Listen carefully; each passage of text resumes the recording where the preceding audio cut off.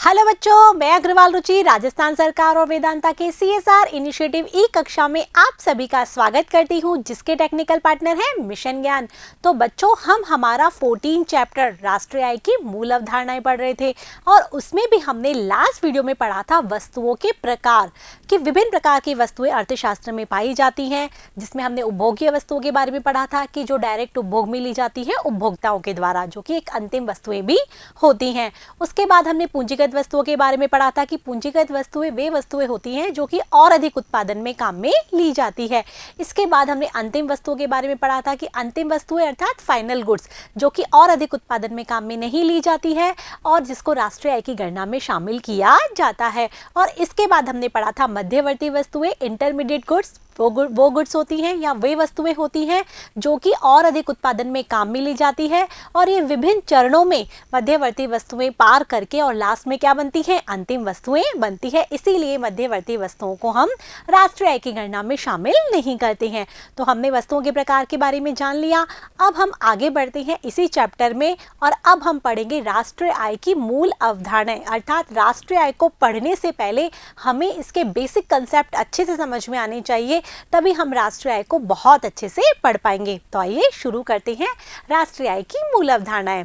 तो सबसे पहले जो अवधारणा है राष्ट्रीय आय की वो आती है निवेश। बच्चों, निवेश क्या होता है? निवेश आपने वर्ड काफ़ी बार सुना होगा, इन्वेस्टमेंट सुना ही नहीं सुना है। निवेश का अर्थ क्या होता है कि और अधिक उत्पादन के लिए क्या करना, पैसा लगाना, पूंजी लगाना, पूंजी स्टॉक में वृद्धि करना, उसे क्या कहते हैं, निवेश। जैसे कि मैंने आपको कई बार स्कूल का उदाहरण दिया है कि आप चाहते हो कि हम कमाई करें, तो कमाई के लिए हम क्या करते हैं, पहले इन्वेस्ट करते हैं, पहले कुछ पूंजी लगानी पड़ती है, तभी तो हमें उससे कमाई मिलती है। जैसे कोई स्कूल खोलना चाहता है तो उसके लिए पहले उसको क्या करना होगा, उसको भूमि का बंदोबस्त करना होगा और उसमें जो वर्कर्स काम करेंगे, जो श्रम काम करेंगे, उनका बंदोबस्त करना होगा। इसके अलावा बहुत सारी चीज़ें चाहिएंगी, जैसे ब्लैक बोर्ड्स है, चौक है, फर्नीचर है, चाहिएगा नहीं चाहिएगा। इसके अलावा आप देखो कि मैनेजमेंट भी उसको रखना पड़ेगा, तब जाके वो एक स्कूल बनकर तैयार होगा। तो ये जो सारी चीज़ें लगाई है उसमें, तो वो सब क्या हो गया, निवेश हो गया। और निवेश करने के बाद उत्पादन होगा। उत्पादन क्या होगा, मतलब जो भी बच्चे आएंगे स्कूल में पढ़ने के लिए, उनको पढ़ाई कराई जाएगी, उससे बदले में उनसे फीस दी जाएगी और वो क्या हो जाएगी, इनकम हो जाएगी। तो एक बार जो निवेश किया जाता है उससे ही क्या प्राप्त होती है, इनकम प्राप्त होती है। तो समझ में आया निवेश क्या होगा। निवेश अर्थात होता है कि क्या करना, उत्पादन के लिए व्यय करना, अर्थात पूंजी स्टॉक में वृद्धि करना। यही बात यहाँ पर लिखी गई है कि निवेश क्या होता है, उत्पादन के लिए दिया जाने वाला व्यय। पूंजी स्टॉक में वृद्धि अथवा पूंजी निर्माण की प्रक्रिया को ही क्या कहते हैं, निवेश। निवेश अर्थात पूंजी निर्माण की प्रक्रिया, अर्थात पूंजी का क्या हो रहा है यहाँ, निर्माण। अब पूंजी अर्थात आप ये मत सोचना धन दौलत, पूंजी अर्थात यहाँ पर होती है मशीनरी, औजार, जो भी हमें काम आती है, किसके लिए, उत्पादन करने में। अब जैसे स्कूल का मैंने उदाहरण लिया तो इसके अंदर कोई मशीन तो काम नहीं आएगी उत्पादन के लिए। स्कूल के उदाहरण में क्या काम आएंगी, जो मैंने बताया ना, हमारे जो भी इंफ्रास्ट्रक्चर है, जैसे कि स्कूल की बिल्डिंग है, इसके अलावा स्कूल में जो फर्नीचर है, रूम्स हैं, रूम्स में पंखे, ब्लैक बोर्ड, ये सब चीज़ें क्या है, इंफ्रास्ट्रक्चर है स्कूल का। तो वो सारी चीज़ें क्या है, एक तरह से किया गया निवेश है। यदि हम एक फैक्ट्री का उदाहरण लें तो फैक्ट्री में आप देखोगे, सपोज दैट हमने कोई कपड़े की फैक्ट्री देखी जहाँ कपड़ा बनकर तैयार होता है, तो वहाँ बहुत सारी मशीनें हैं। तो उन मशीनों पर क्या करना पड़ेगा, पहले निवेश करना होगा और फिर निवेश करने के बाद उसमें श्रम भी लगेगा, भूमि भी लगेगी, पूंजी भी लगेगी। पूंजी अर्थात मशीनरीज, औजार्स, ये सब चीज़ें लगेंगे और उसके बाद क्या होगा, वहाँ पर उत्पादन होगा और वही उत्पादन हमें क्या करेगा, कमा कर देगा। समझ में आया। तो उत्पादन के लिए जो किया जाने वाला व्यय है वही क्या कहलाता है, निवेश कहलाता है। तो आप भूलेंगे नहीं। अब निवेश का अर्थ होता है पूंजी स्टॉक में वृद्धि। मैंने आपको लास्ट वीडियो में भी बताया था कि निवेश से क्या होता है, पूंजी स्टॉक में वृद्धि होती चली जाती है और फिर उसमें से मूल्यह्रास भी होता है, तो पूंजी स्टॉक की क्या हो जाती है, कमी हो जाती है। मतलब वही पूंजी स्टॉक हमेशा वही नहीं रहता, उसकी कुछ क्या होती है, ह्रास भी तो होता रहता है। जैसे हमने कोई मशीनरी लगा दी, यदि हमने स्कूल का उदाहरण लिया तो उसके अंदर हमने फर्नीचर लगा दिया, तो फर्नीचर कब भी क्या होते हैं, टूटते फूटते भी रहते हैं, उनको मरम्मत की ज़रूरत भी पड़ती रहती है। और कुछ तो ऐसे जो बिल्कुल ही यूज़लेस हो जाते हैं, तो उनको हमें हटाना होता है, नए फर्नीचर लाना होता है। तो ये सारी चीज़ें केवल स्कूल में नहीं, उद्योग में, फैक्ट्रीज़ में, सब जगह ये सब चीज़ें चलती रहती है। तो निवेश का अर्थ समझ में आ गया, उत्पादन के लिए किया जाने वाला व्यय या पूंजी स्टॉक में वृद्धि। ठीक है बच्चों। अब आगे के लिए हम देखते हैं कि जब उत्पादक नकद धन व्यय करता है तो वो मौद्रिक निवेश कहलाता है। जब हमें जहाँ पैसे की जगह काम होता है, पैसों में काम करना पड़ता है, जहाँ मुद्रा के रूप में खर्च करना होता है, उसे हम कहते हैं मौद्रिक निवेश। यहाँ मुद्रा की बात हो गई, पूंजी की बात हो गई कि क्या होता है कि जब हमें मुद्रा के रूप में कुछ चीज़ करनी होती है कि हाँ यहाँ पैसा खर्च करके ही क्या होगा, निवेश हो पाएगा, तो उसे हम क्या कहेंगे, मौद्रिक निवेश। जैसे कि हम ये बोले कि हम बैंक में पैसा जमा कराते हैं, एफडी करवाते हैं। बैंक में क्या करवाते हैं, एफडी। वो किस लिए करवाते हैं, किस पर्पज़ से, कि हमने यदि 5,000 रुपये जमा करवाए तो हमें 5 साल में उसके कुछ और बढ़ के मिलेंगे, हमें उसका इंटरेस्ट मिलेगा, मिलेगा नहीं मिलेगा।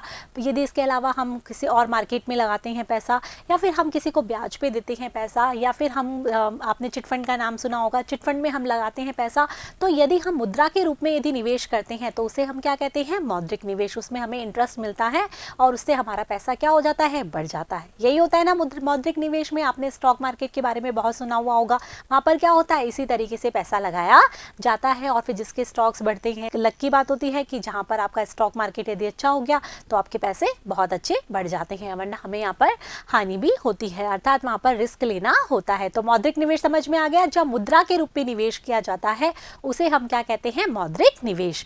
इसके बाद है जब मौद्रिक निवेश द्वारा नई मशीन, नया भवन, नया बांध आदि बनाए जाते हैं तो मौद्रिक निवेश किस में बदल जाता है, वास्तविक निवेश में। जैसे मैंने अभी आपको निवेश की परिभाषा बताई थी, तब मैंने आपको यही कहा था कि उत्पादक कार्यों में किया जाने वाला व्यय। तो वो व्यय किस तरीके से करोगे, जैसे मैंने बताया स्कूल की यदि हमने उदाहरण दिया तो हम फर्नीचर खरीदेंगे, तो वो मौद्रिक निवेश है, मुद्रा है, उसको हमने किस में बदल दी, फर्नीचर में, या ब्लैक बोर्ड्स में, या चॉक्स में, या फिर वो कमरे का पूरा इंफ्रास्ट्रक्चर तैयार करने में, या फिर पंखों में। चाहिए नहीं चाहिए स्कूल में सारी चीज़ें, तो ये जो सारी चीज़ें हैं तो वो मौद्रिक निवेश किस में बदल जाएगा, वास्तविक निवेश में। जैसे कि हमने यहाँ पर उदाहरण दे रखा है कि हम क्या करते हैं, अच्छा डेवलपमेंट करने के लिए या अच्छा उत्पादन कार्य करने के लिए नया बांध बनाते हैं, नई नहरें बनाते हैं, समझ में आ रहा है नहीं आ रहा, इसके अलावा नई सड़कें बनाते हैं, तो ये मौद्रिक निवेश किस में बदल जाता है, वास्तविक निवेश में। तो यही यहाँ पर है कि निवेश भी दो प्रकार का हो गया यहाँ पर, एक तो मौद्रिक निवेश जो कि मुद्रा के रूप में धन व्यय किया जाता है, वो मौद्रिक निवेश हो गया, और यदि मौद्रिक निवेश से कुछ सामान खरीदा जाता है, यदि पूंजी स्टॉक बढ़ाया जाता है उससे, तो उसे हम कहते हैं वास्तविक निवेश, जैसे कि नया बांध, नई नहर, नई सड़कें। ठीक है बच्चों, तो मौद्रिक निवेश और वास्तविक निवेश में आपको अंतर समझ में आ गया। अब क्या होता है, किससे ज़्यादा फायदा होता है, तो फायदा अधिकतर वास्तविक निवेश से होता है, क्योंकि वास्तविक निवेश से ही उत्पादन क्षमता में सुधार होता है, वास्तविक निवेश से ही उत्पादन बढ़ता है। मौद्रिक निवेश से उत्पादन नहीं बढ़ता। मौद्रिक निवेश से तो मैंने आपको बताया ना, मुद्रा के रूप में खर्च किया तो उसी पर इंटरेस्ट मिलता चल जाएगा, तो मौद्रिक निवेश हो गया। वास्तविक निवेश से उत्पादन होता है, किससे उत्पादन होता है, वास्तविक निवेश से। तो वास्तविक निवेश से ही उत्पादन व उत्पादन क्षमता में क्या होता है, सुधार होता है। ये निवेश की अवधारणा हम यहाँ पढ़ रहे हैं, इन्वेस्टमेंट के बारे में हम जान रहे हैं कि इन्वेस्टमेंट किसे कहते हैं और ये कितने प्रकार का होता है और किस तरीके से किया जाता है, इससे क्या फायदे होते हैं। ठीक है बच्चों, अब आगे हम देखते हैं। तो निवेश होता है दो प्रकार का, जो आपकी अवधारणाएं हैं उसमें यही है कि दो प्रकार का निवेश होता है, एक तो होता है सकल निवेश और एक होता है शुद्ध निवेश। तो आपसे पूछा जाएगा कि सकल निवेश कैसे ज्ञात करते हैं और शुद्ध निवेश कैसे ज्ञात करते हैं, इनके फॉर्मूले बताइए, इन दोनों में किस चीज़ का डिफरेंस होता है। ये बहुत इंपॉर्टेंट इसमें क्वेश्चन बनता है, जो कि आपको अच्छे से समझना है और याद भी करना है। तो सकल निवेश क्या होता है और शुद्ध निवेश क्या होता है। तो सबसे पहले हम देखते हैं सकल निवेश क्या होता है। तो हमने निवेश की क्या डेफिनेशन दी थी कि निवेश का अर्थ क्या होता है, उत्पादन कार्य पर किया जाने वाला व्यय। तो उत्पादन कार्य पर जो भी व्यय किया जाता है, चाहे वो उत्पादन के लिए व्यय किया जाए या फिर जो हमारी पुरानी जो पूंजी है उसकी मरम्मत पर व्यय किया जाए, तो ये सभी किस में आते हैं, सकल निवेश में आते हैं। समझ में आया। तो सकल निवेश का अर्थ क्या हो गया, उत्पादन कार्य पर किया जाने वाला कुल व्यय, जिससे कि पूंजी स्टॉक में क्या होती है, वृद्धि होती है। यही यहाँ पर लिखा है कि एक निश्चित अवधि में उत्पादक पूंजीगत वस्तुओं पर जो भी व्यय करता है उसे हम क्या कहते हैं, सकल निवेश या ग्रॉस इन्वेस्टमेंट। ठीक है, ग्रॉस इन्वेस्टमेंट क्या हो गया कि एक निश्चित अवधि में, या अवधि को भी आपको ध्यान रखना है कि जो भी पूंजीगत वस्तुएं, जो भी औजार है, जो भी मशीनरी है, उस पर जो भी व्यय किया जाता है उसे हम सकल निवेश कहते हैं। अब सकल निवेश को ज्ञात करने के लिए हम क्या करते हैं, शुद्ध निवेश है उसमें हम मूल्यह्रास, डेप्रिसिएशन को जोड़ देते हैं। मूल्यह्रास मैं आपको पहले भी बता चुकी हूँ कि मूल्यह्रास क्या होता है कि पूंजीगत वस्तुएं जो भी होती हैं, औजार है, मशीनरी है, ये हमेशा ऐसा तो नहीं है सालों साल ऐसे ही काम करेंगी, इनको मरम्मत मरम्मत की ज़रूरत भी होती है, इनमें घिसावट भी होती है, इनकी टूट फूट भी होती है, तो वो भी हमें जो उत्पादक है उसको उसकी हानि भुगतनी होती है नहीं होती है। तो इस मूल्यह्रास को भी हम किस में जोड़ देते हैं, शुद्ध निवेश में, तब हमें ज्ञात होता है सकल निवेश। ठीक है बच्चों, कि जैसे कि उदाहरण नई भवन, नया भवन, नई बिजली संयंत्र या नई मशीनरी, ये जो सब खरीद रहे हैं हम, पूंजीगत वस्तुओं पर जो भी व्यय कर रहे हैं, ये सब क्या कहलाएगा, हमारा सकल निवेश। ठीक है बच्चों, अब आगे है कि पहले से काम में ली जा रही पूंजीगत वस्तुओं पर मरम्मत व्यय भी किस में आता है, सकल निवेश में। यही मैंने आपको बताया था कि जो पूंजीगत वस्तुएं उनकी टूट फूट होती है, उनकी हानि होती है, तो उनकी मरम्मत भी हमें करवानी होती है, तो ये मरम्मत का व्यय भी किस में आएगा, सकल निवेश में, क्योंकि खर्चा तो उस पर भी होता है ना, क्योंकि हमने सपोज है नई बांध बनाया, नई मशीनरी बनाई, नया नहर बनाया, तो ये तो हमारा निवेश हो ही गया। साथ में हमारी जो पुरानी मशीनरी है, पुराना जो औजार है, पुराने जो यंत्र हैं, पुरानी नहर, पुरानी सड़कें, तो उनको भी क्या ज़रूरत पड़ती है, मरम्मत की ज़रूरत पड़ती ही नहीं पड़ती है, तो उनको मरम्मत करने के लिए भी हमें क्या करना होता है, निवेश करना होता है, पैसा खर्च करना होता है, तो ये सब किस में शामिल होते हैं, सकल निवेश में। तो समझ में आ गया। तो आपको यहाँ थोड़ा सा समझ में आ रहा होगा, शुद्ध निवेश जो मतलब हम नए सिरे से कर रहे हैं, नए सिरे से जो कर रहे हैं वो तो हमारा निवेश हो गया, और जो पुरानी पर भी हमें खर्चा करना पड़ रहा है वो हमारा एक तरह से मूल्यह्रास हो गया। तो यहाँ पर क्या हो, इसकी डेफिनेशन बनती है, सकल निवेश का जो फॉर्मूला बनेगा वो ये बनेगा, सकल निवेश बराबर शुद्ध निवेश प्लस मूल्यह्रास। जैसे कि आपके सामने लिखा हुआ है, सकल निवेश बराबर शुद्ध निवेश प्लस मूल्यह्रास, ग्रॉस इन्वेस्टमेंट बराबर नेट इन्वेस्टमेंट प्लस डेप्रिसिएशन। ठीक है, मैंने आपको बता दिया शुद्ध निवेश तो क्या हो गया, जैसे नई जो चीज़ों पे हम निवेश कर रहे हैं, नए बांध, नई मशीनरी, नए औजार, वो तो हो गया हमारा शुद्ध निवेश, और जो पुरानी है उस पर भी हमें क्या करना होता है, खर्चा करना होता है, वो हमारा मूल्यह्रास होता है, वो हमारी हानि होती है, वो हमारी टूट फूट होती है, उस पर भी हमको व्यय करना होता है, तो वो सब किस में शामिल होता है, सकल निवेश में, ग्रॉस इन्वेस्टमेंट में। ठीक है बच्चों, अब आपको बताएंगे कि शुद्ध निवेश क्या होता है। तो शुद्ध निवेश, जैसा मैं अभी आपको बताती हुई चल रही थी, शुद्ध निवेश क्या होता है कि एक निश्चित अवधि में जो सकल निवेश है उसमें से यदि हम मूल्यह्रास को घटा दें तो क्या ज्ञात होगा हमें, शुद्ध निवेश। आप इसी फॉर्मूले को देख लो ना कि सकल निवेश क्या होता है, शुद्ध निवेश प्लस मूल्यह्रास। अब आपको क्या ज्ञात करना है, शुद्ध निवेश, तो इसमें से सकल निवेश में से किसको घटा देंगे हम, मूल्यह्रास को घटा देंगे, इसी में से तो फॉर्मूला बनेगा। तो सकल निवेश अर्थात तो क्या होता है, जो कुल निवेश हुआ है, चाहे वो पुराने पे हुआ है चाहे नए पे हुआ है, लेकिन शुद्ध का अर्थ क्या होता है, नई मरम्मत, नई मशीनरी, नई औजार, नए यंत्र, उस पर व्यय करना, वो क्या होगा आपका शुद्ध निवेश। ठीक है, तो शुद्ध निवेश क्या होगा, निश्चित अवधि में सकल निवेश में से मूल्यह्रास को घटाने पर हमें शुद्ध निवेश ज्ञात किया जा सकता है। तो इस तरीके से आप लिखेंगे इसकी, एक निश्चित अवधि में सकल निवेश में से पूंजीगत वस्तुओं पर घिसावट अर्थात मूल्यह्रास को घटाकर शुद्ध निवेश ज्ञात किया जाता है। अब बच्चों आपको ये ध्यान रखना है कि शुद्ध निवेश से ही वास्तविक उत्पादन क्षमता में सुधार होता है, क्योंकि पुरानी पर यदि आप खर्च कर रहे हो, पुरानी मशीनरी या मूल्यह्रास पर आप पैसा लगा रहे हो, तो वो इतना लाभदायी नहीं है, या फिर उससे आपको इतना इनकम नहीं प्राप्त होगी जितनी की आपकी शुद्ध निवेश से होगी, क्योंकि शुद्ध निवेश में नई चीज़ें आएंगी तो नई आपको क्या करेंगी, ज़्यादा कमा कर देंगी। तो कहने का तात्पर्य यह है कि शुद्ध निवेश से ही वास्तविक उत्पादन क्षमता में वृद्धि और सुधार होता है। ठीक है बच्चों, क्योंकि शुद्ध निवेश का अर्थ ही क्या होता है, सकल निवेश में से मूल्यह्रास को घटाना। ठीक है, यहाँ पर यही लिखा है कि शुद्ध निवेश में से वृद्धि से ही वास्तविक उत्पादन क्षमता में सुधार होता है। शुद्ध निवेश का अर्थ क्या होता है, सकल निवेश में से मूल्यह्रास को घटाना। यहाँ पर जो नेट इन्वेस्टमेंट है वो क्या है, ग्रॉस इन्वेस्टमेंट माइनस डेप्रिसिएशन। समझ में आ गया आपको, कितने इजी से सब चीज़ें बताई जा रही हैं कि निवेश क्या होता है कि पूंजी स्टॉक में वृद्धि या उत्पादन पर किया जाने वाला व्यय, और वो किस लिए होता है, लाभ कमाने के लिए होता है ऑब्वियसली, तो वो निवेश हो गया। अब सकल निवेश मतलब जो भी उत्पादन कार्य पर व्यय किया जाता है, अर्थात पुरानी पूंजी पर किया जाए या नई पूंजी पर किया जाए, वो सब क्या आएगा, सकल निवेश में। अर्थात सकल निवेश में शुद्ध निवेश भी शामिल होता है और मूल्यह्रास भी शामिल होता है।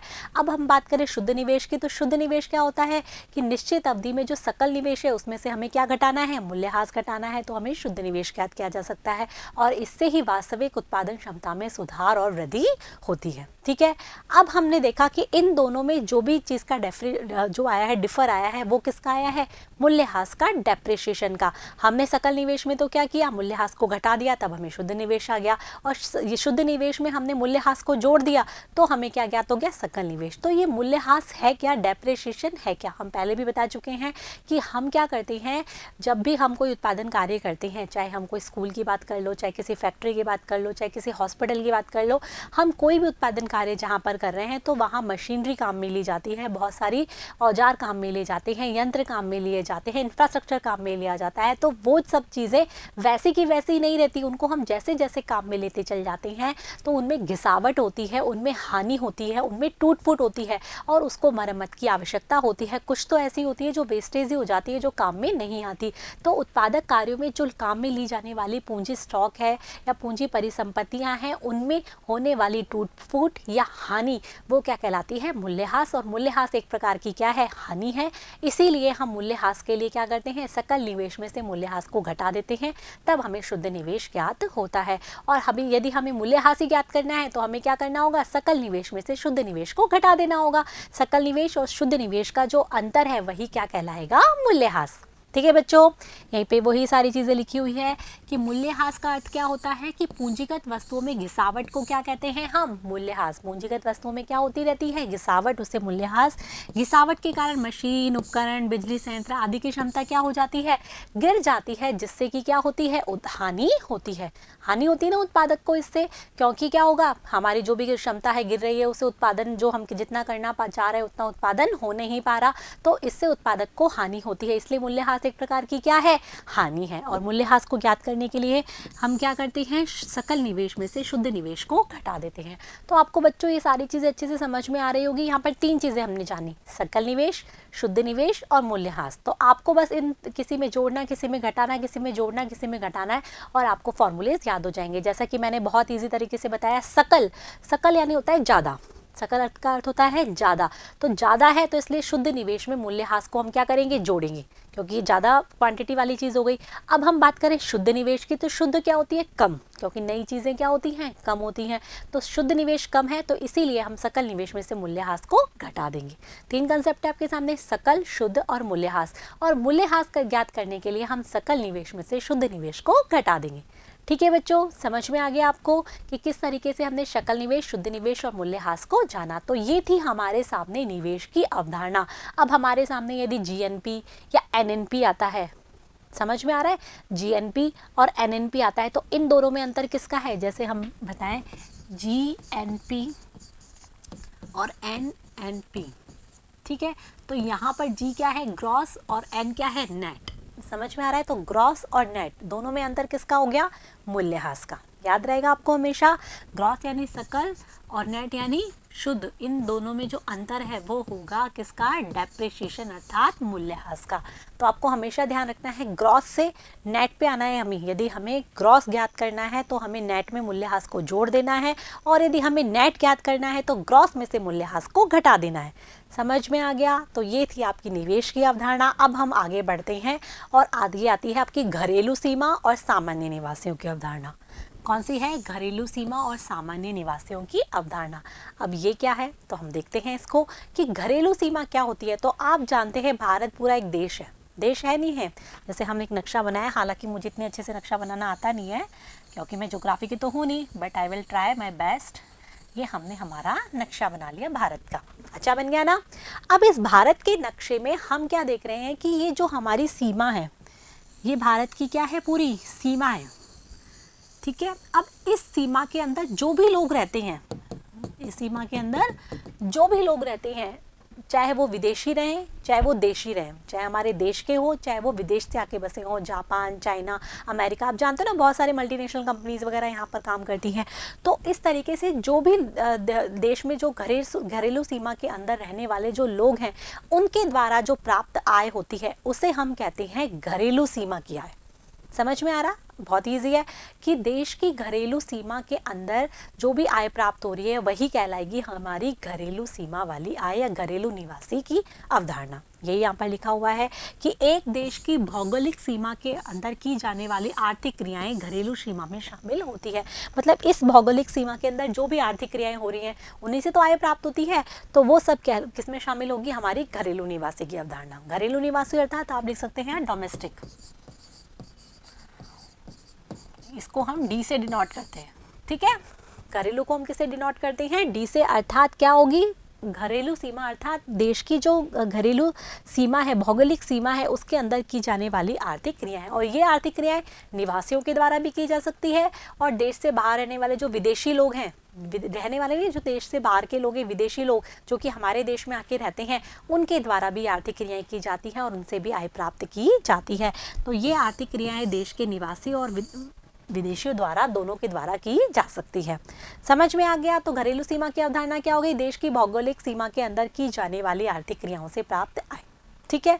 अब जो दूसरी है वो है सामान्य निवासियों की अवधारणा। अब बच्चों, आप ये जानते हो कि हमारे देश के जो लोग हैं, जैसे मैंने अभी बताया विदेशी लोग हैं, वो कहाँ रह रहे हैं? देश में भी रह रहे हैं। तो ऐसे हमारे देश के लोग भी कहाँ रह रहे हैं? विदेश में रह रहे हैं और उनके पास हमारे देश की क्या है? नागरिकता है। तो सामान्य निवासियों की अवधारणा का मतलब क्या है? आप छोटा सा मीनिंग ये देख लो, जिनके पास देश की क्या हो? नागरिकता प्राप्त हो। ठीक है। घरेलू सीमा में तो क्या है? जो देश के भौगोलिक सीमा के भीतर रहने वाले देशी और विदेशियों के प्राप्त आय। और सामान्य का अर्थ क्या है? कि जिनके पास देश की नागरिकता प्राप्त हो, चाहे वो देश में रह रहे हो चाहे वो विदेश में रह रहे हो, उनसे उनकी जो आय है वो शामिल की जाती है सामान्य निवासियों की अवधारणा में। समझ में आ गया? यही यहाँ पर लिखा है कि वे लोग जिन्हें किसी देश की नागरिकता मिली हुई और वे सामान्य निवासियों में शामिल होते हैं। ठीक है। राष्ट्रीय आय की गणना में देश के सामान्य निवासियों द्वारा अर्जित आय को शामिल किया जाता है। अब ध्यान रखना, राष्ट्रीय आय में हम भौगोलिक सीमा वाले को अर्जित की बात नहीं करते, हम किसकी बात करते हैं? राष्ट्रीय वाले की, अर्थात सामान्य निवासियों वालों की। इसको हम सामान्य निवासियों को हम नेशनल,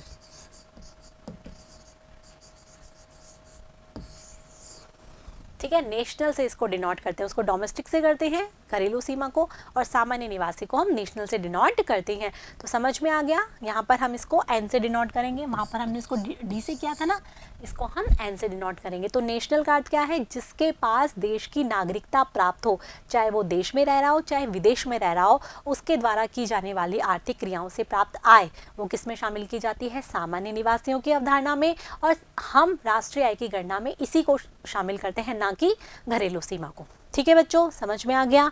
यह आय देश में अथवा विदेश में कहीं पर भी अर्जित की हो सकती है। जरूरी नहीं है कि हमारे देश के जो नागरिक हैं वो हमारे देश में ही नहीं, देश के नागरिक हमारे विदेश में भी तो रह सकते हैं। तो वो विदेशों में भी यदि आय अर्जित कर रहे हैं तो है तो वो देश के नागरिक ही ना, आय तो उन्हीं की हो रही है ना। तो इसीलिए हम इसको राष्ट्रीय आय में शामिल करते हैं, चाहे वो देश में अर्जित करें चाहे वो विदेशों में अर्जित करें।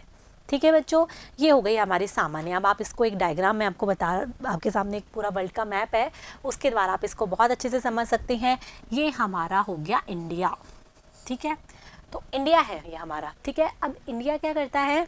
बहुत सारे देशों से क्या करता है? सामान मंगाता भी है, मंगाता ही नहीं मंगाता, जिससे कि हम क्या कहते हैं? आयात करना।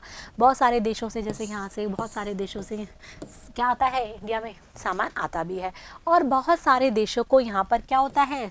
इंडिया से सामान जाता भी है, जाता है ना, जिसको हम क्या कहते हैं? निर्यात। ठीक है, तो हम इसको बोलेंगे, जब हमने घरेलू सीमा पढ़ा, हमने सामान्य निवासी पढ़ा, तो इन दोनों का जो डिफरेंस है, या इन दोनों, जैसे हमने सकल निवेश और शुद्ध निवेश में किसके अंतर को देखा था? मूल्यह्रास को। तो यहाँ जो हम अंतर को देखेंगे उसको हम बोलेंगे NFIA। वहाँ मूल्यह्रास था, वैसे ही यहाँ पर घरेलू और सामान्य के बीच में जो अंतर है उसे हम बोलेंगे NFIA, और इसका पूरा नाम है विदेशों से प्राप्त शुद्ध साधन आय। याद रखना है आपको, विदेशों से प्राप्त शुद्ध साधन आय, नेट इनकम फ्रॉम एब्रॉड। ठीक है, तो अब बच्चों ये क्या होता है NFIA? तो हम आपको अच्छे से बताएंगे कि क्या होता है कि हमारे देश के द्वारा निर्यात भी किए जाते हैं और आयात भी किए जाते हैं। यदि निर्यात ज़्यादा हुए आयात से तो देश को लाभ होगा, नहीं होगा? तो इससे NFIA क्या हो जाएगी? धनात्मक हो जाएगी। क्या हो जाएगी? धनात्मक। और यदि आयात ज़्यादा हुए तो देश को नुकसान होगा। निर्यात से यदि आयात ज़्यादा हुए, अर्थात पैसे ज़्यादा देने पड़ेंगे ना उन लोगों को, विदेशियों को, तो इससे क्या होगी? NFIA हो जाएगी ऋणात्मक। समझ में आ रहा है, नहीं आ रहा? तो NFIA क्या है? विदेशों से प्राप्त शुद्ध साधन आय, अर्थात निर्यात और आयात का डिफरेंस। तो निर्यात यदि ज़्यादा है तो NFIA धनात्मक, और आयात ज़्यादा है तो NFIA ऋणात्मक होगी। लेकिन ये बात होती थी पुराने परिप्रेक्ष्य में, जो निर्यात और आयात का डिफरेंस है ना, वो होता था पुराने परिप्रेक्ष्य में। यदि वर्तमान परिप्रेक्ष्य में देखें तो कैसे देखते हैं इसको, कैसे निकालते हैं कि जो विदेशों में हमारे देश में जो रहने वाले नागरिक हैं, वो जो विदेशों में कमाते हैं उसमें से जो विदेशों के नागरिक हैं वो हमारे देश में कमाते हैं, उन दोनों का जो डिफरेंस है वो कहलाता है NFIA। जैसे कि हमारे देश के लोग हैं वो विदेशों में रह रहे हैं तो उनकी इनकम, और विदेशों के लोग जो हमारे देश में रह रहे हैं उनकी इनकम, दोनों का जो डिफरेंस है वो कहलाएगा विदेशों से प्राप्त शुद्ध साधन आय। ये यहाँ पर लिखा हुआ है, आप इसको अच्छे से देख सकते हैं, विदेशों से प्राप्त विशुद्ध साधन आय NFIA। मैं इसकी इंग्लिश भी आपको लिख देती हूँ, नेट, ताकि आप ध्यान रखें इसको।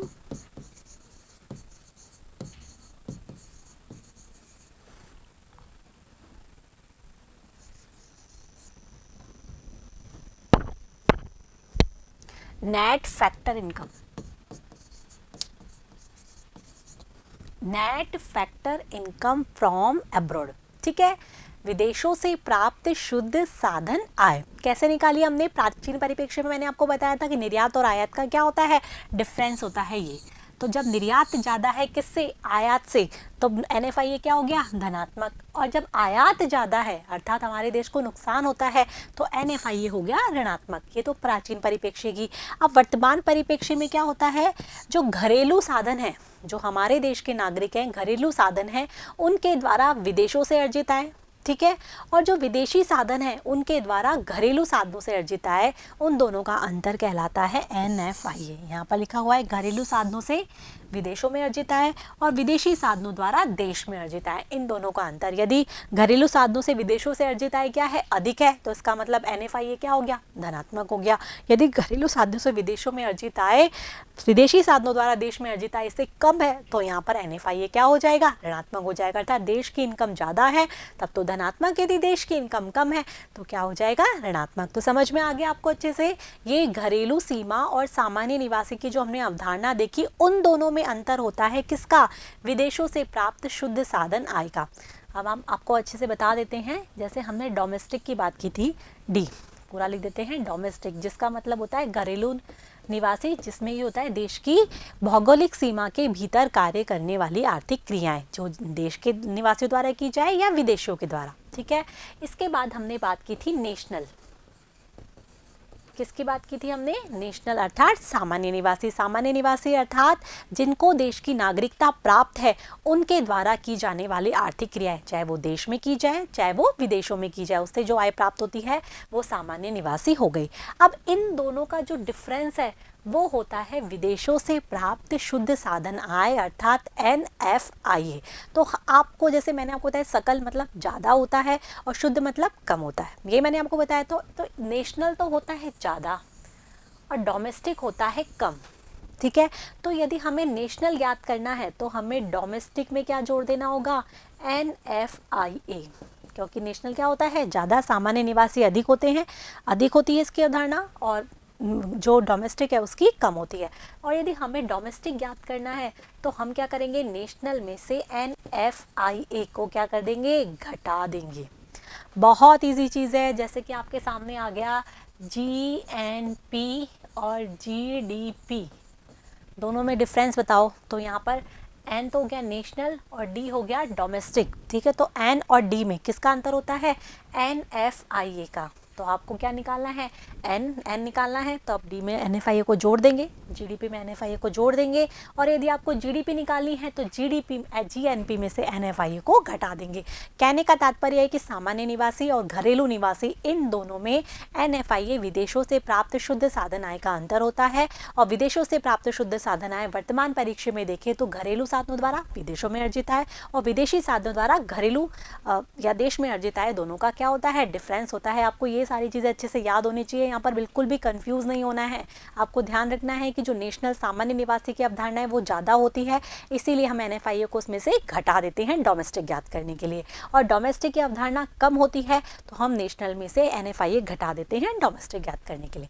ठीक है बच्चों, समझ में आ गया? तो ये दूसरी अवधारणा थी हमारी घरेलू सीमा और सामान्य निवासियों की अवधारणा। अब जब अगली अवधारणा की तरफ बढ़ते हैं तो वो है विशुद्ध परोक्ष करों की अवधारणा। अब ये अवधारणा क्या है, अब आपको एक एक करके थोड़ा थोड़ा समझना पड़ेगा। तो बच्चों, कर क्या होते हैं? कर अर्थात टैक्सेस। आपने सुना होगा टैक्स। टैक्स क्या होते हैं बच्चों? तो जैसे कि हम ये माने कि उत्पादन के साधन लगाने के बाद किसी फैक्ट्री में उत्पादन हो गया, अब मैंने इस पेन का उदाहरण ले लिया बहुत अच्छे से, तो ये पेन किसी फैक्ट्री में उत्पादन के साधन लगाए, उसके द्वारा ये 15 रुपये का, उत्पादन के साधनों को जो भी पैसा बांट दिया, 15 रुपये का ये पेन बना, ठीक है। तो वो हो गई इसकी साधन लागत। क्या हो गई? साधन लागत, क्योंकि साधनों की लागत हुई ना, उसके द्वारा बना। इसकी प्राइस क्या हुई साधन लागत के द्वारा? 15 रुपये, ठीक है। अब बच्चों ये जब मार्केट में आता है, मार्केट में आता है तो इसकी कीमत 15 रुपये नहीं रहती, बल्कि इसकी कीमत मानो 20 रुपये हो जाती है। अब आप कहोगे कि 20 रुपये कैसे हो गई इसकी कीमत? तो बच्चों मार्केट में आने के लिए तो फैक्ट्रीज वगैरह हैं, ये सब कुछ है, इनको गवर्नमेंट को टैक्सेस देने होते हैं, कर देने होते हैं, जो भी ये उत्पादन कर रहे हैं। तो इसीलिए वो क्या करते हैं, इस कर को खुद तो नहीं भुगतेंगे ना, क्या करेंगे, वो उपभोक्ताओं पर डाल देंगे। इसको हम इनडायरेक्ट टैक्स बोलते हैं। क्या बोलते हैं? अप्रत्यक्ष कर, जो कि क्या होता है, जो उत्पादक है वो खुद नहीं भुगतता, बल्कि किस पे डाल देता है, वो उपभोक्ताओं पर डाल देता है। तो इसकी कीमत हो जाती है 20 रुपये, अर्थात जो 5 रुपये हैं वो किसके पास ले जाते हैं? सरकार के पास। और वो कौन देता है? उपभोक्ता देते हैं, क्योंकि ये अप्रत्यक्ष कर है। यदि प्रत्यक्ष कर होता है तो कौन देता है इसको? उत्पादक खुद देता। समझ में आया? तो 15 रुपये का जो पेन है वो मार्केट में आके 20 रुपये का हो जाता है, अर्थात साधन लागत पर इसकी कॉस्ट है 15 रुपये और बाजार मूल्य पर इसकी कॉस्ट कितनी है? 20 रुपये। तो 5 रुपये का डिफरेंस हो गया। तो 5 रुपये जो मैंने आपको बताया वो होते हैं अप्रत्यक्ष कर, जिन्हें कि उपभोक्ता भुगतता है। अब बच्चों अप्रत्यक्ष कर के साथ साथ एक चीज़ और होती है, अनुदान। क्या होता है? अनुदान। यदि सरकार को लगता है कि ये बहुत इंपॉर्टेंट चीज़ है, लोगों तक पहुंचनी चाहिए, और जो उत्पादक है वो तो क्या करेगा, इसको आके मार्केट में 15 रुपये का ही बेचेगा। कितने का बेचेगा? 15 का ही बेचेगा, क्योंकि उसको तो अपना क्या करना है, मुनाफा कमाना है। तो सरकार ये चाहती है कि जो लोग हैं, जो गरीब लोग हैं, उसको ये पेन 15 रुपये में वो नहीं खरीद पाएंगे, तो हमें क्या कर देना चाहिए, ये जो उत्पादक है उसको दे देना चाहिए हमें पैसा, और ये क्या हो जाना चाहिए, कीमत इसकी कम हो जानी चाहिए बाजार में।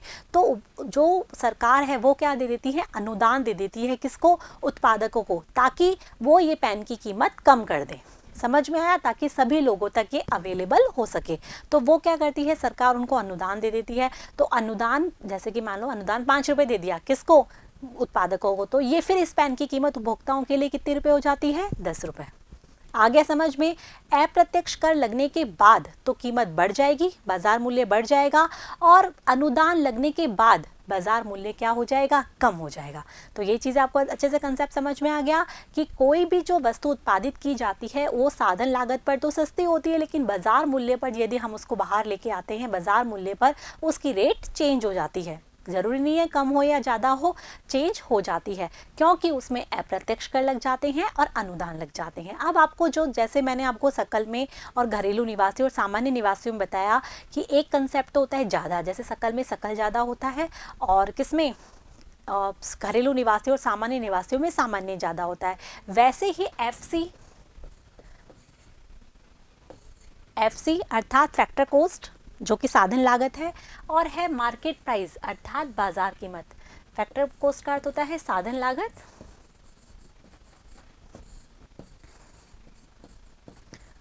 और एमपी का होता है बाजार कीमत।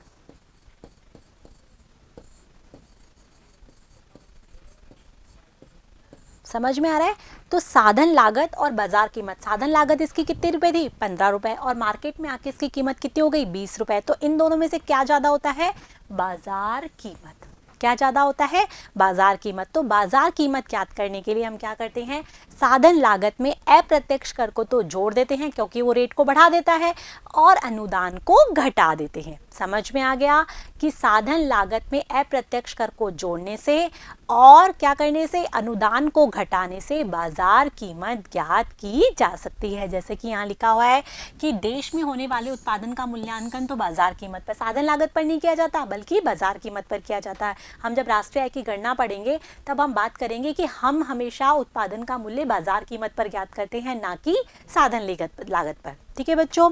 तो बाजार कीमत पर मूल्यांकन हेतु साधन लागत पर अप्रत्यक्ष कर को जोड़ा जाता है। हमने यही बात की ना कि जो साधन लागत है, जो हमारा एफसी है, उसमें अप्रत्यक्ष कर अर्थात इनडायरेक्ट टैक्स को तो हम क्या करते हैं, जोड़ते हैं, क्योंकि ये मूल्य को बढ़ा देते हैं, और जो हमारा अनुदान है अर्थात जो सब्सिडी है उसको हम क्या कर देते हैं, घटा देते हैं। समझ में आया? साधन लागत पर यदि हमें ज्ञात करना है, क्या साधन लागत पर यदि हमें किसी वस्तु की कीमत ज्ञात करनी है, बाजार कीमत पर यदि हमें किसी वस्तु की कीमत ज्ञात करनी है, तो हम क्या करते हैं, साधन लागत में अप्रत्यक्ष कर को तो जोड़ देते हैं और अनुदान को घटा देते हैं। जैसा कि यहाँ पर लिखा हुआ है, सरकार द्वारा दिए गए अनुदान को घटा देते हैं। ठीक है, अब हमें यहाँ पर ज्ञात करना है कि शुद्ध अप्रत्यक्ष कर क्या होता है। तो जो आप देख रहे हो अप्रत्यक्ष कर, और उसमें से हमने क्या घटा दी, सब्सिडी घटा दी ना, घटा दी अप्रत्यक्ष कर, और उसमें से हमने सब्सिडी घटा दी, तो उसे ही हम कहते हैं शुद्ध अप्रत्यक्ष कर। शुद्ध अप्रत्यक्ष कर क्या होता है, सकल अप्रत्यक्ष कर में से अनुदान को घटाने पर क्या ज्ञात होता है हमें, शुद्ध अप्रत्यक्ष कर। तो ये आपके सामने फॉर्मूला लिखा हुआ है नेट इनडायरेक्ट टैक्स का। ठीक है, नेट इनडायरेक्ट टैक्स अर्थात शुद्ध अप्रत्यक्ष कर के लिए हमें क्या करना होगा, सकल अप्रत्यक्ष कर में से अनुदान को घटाना होगा, क्योंकि सकल अप्रत्यक्ष कर तो क्या करते हैं, इसकी कीमत को, बाजार कीमत को तो बढ़ा देते हैं और अनुदान बाजार कीमत को घटा देते हैं। तो ये नेट इनडायरेक्ट टैक्स क्या होगा, शुद्ध अप्रत्यक्ष कर। समझ में आ गया। तो बाजार कीमत पर यदि हमें किसी वस्तु की कीमत ज्ञात करनी है तो साधन लागत में क्या करेंगे, अप्रत्यक्ष कर को तो जोड़ देंगे और अनुदान को घटा देंगे। और यदि हम शुद्ध अप्रत्यक्ष कर की बात करें तो शुद्ध अप्रत्यक्ष कर को घटा देंगे, जोड़ देंगे। तो इससे क्या होगा, हमारा बाजार कीमत पर किसी भी वस्तु की कीमत आ जाएगी। आ गया। अब हमें यदि साधन लागत पर ज्ञात करना है तो उल्टा कर देंगे। साधन लागत के लिए हम क्या करेंगे, यहाँ पर एमपी लिख देंगे, मार्केट प्राइस लिख देंगे। जैसे कि हम यहाँ पर लिखें साधन लागत पर, इसको थोड़ा सा मिटा देते हैं।